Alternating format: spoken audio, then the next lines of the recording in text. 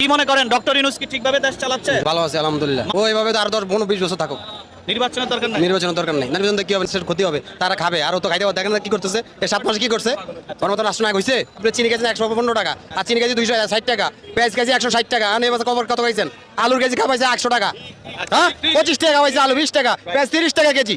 তাহলে এর দরকার না আর কোন সরকার। আমার কথা ওনাকে কত বছর দেখতে চান? আমি মনে করি উনি মৃত্যু যতক্ষণ পর্যন্ত আল্লাহ বাংলার হাজার রাখছে। ওনারা যদি থাকতে না দেয় কি করবে? থাকতে না হানা ভোট করে, হানা ভোট করলে। কি মনে করেন ডক্টর ইউনূস কি ঠিকভাবে দেশ চালাচ্ছে? ভালো আছে আলহামদুলিল্লাহ। ও এইভাবে তো আর 10-15-20 বছর থাকুক। নির্বাচনের দরকার নাই। নির্বাচনের দরকার নেই। নির্বাচন কি হবে, ক্ষতি হবে, তারা খাবে আর ও তো খাইতে পারে। দেখেন না কি করতেছে, এই 7 মাসে কি করছে।